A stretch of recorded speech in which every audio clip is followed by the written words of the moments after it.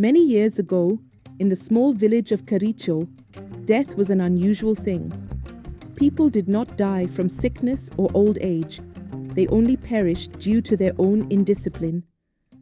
The villagers understood this well, whispering cautionary tales about those who had met their end through folly.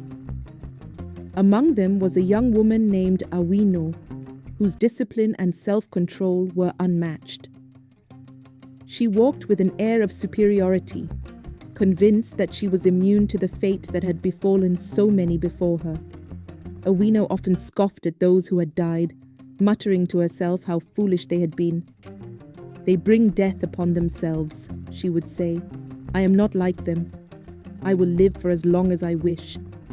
She was confident, too confident, in her belief that discipline alone granted her immortality.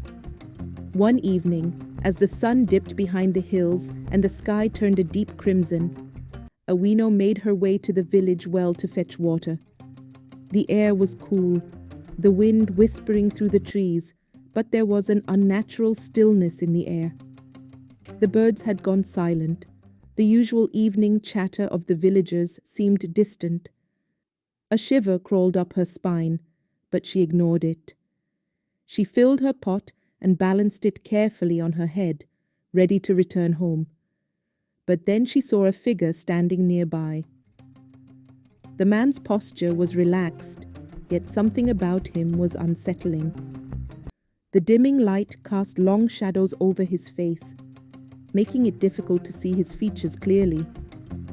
When he turned to face her, recognition sent a shiver down her spine.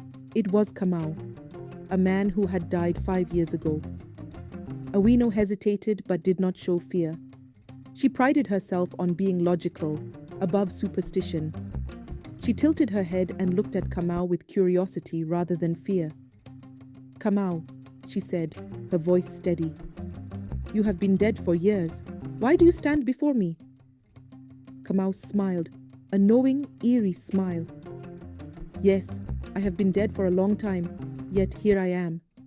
Awino crossed her arms, unimpressed. "Tell me, Kamau, what was the cause of your death?" Kamau chuckled, his voice carrying an eerie echo through the air. "Telling you the cause of my death is not a good idea. I could cause you death too." Awino's eyes narrowed. "I am the most disciplined person this village has ever seen. I will live for as long as I wish. Now, go ahead and tell me what killed you before I pour this pot of water on your skull." Kamau sighed, shaking his head slowly, almost pityingly. "Very well," he murmured. "It was gossip that killed me. I could never keep a secret. I went around the village, whispering about everyone's business to anyone who would listen, and that is why I died." Awino scoffed, shaking her head in disbelief. "You are stupid. Why would you go around gossiping about people? It is a good thing you were killed." Kamau only smiled and stepped back into the shadows, vanishing like mist in the evening breeze. Awino stood there for a moment, contemplating. A flicker of temptation entered her mind, but she dismissed it. However, as she walked back to the village, the thought resurfaced. She wanted to be admired, to be seen as wise and knowledgeable. What better way to impress the villagers than to share the secret of Kamau's death? And so, she began to tell the story. One by one, she whispered in hushed tones, feeding the curiosity of her people. In the market, by the river, outside the elders' meeting place, she wove the tale with her own dramatic flair. Did you know Kamau died because of gossip? He simply couldn't keep his mouth shut. That is why death came for him. The villagers listened, nodding, laughing. They admired her confidence, her ability to tell a tale so convincingly.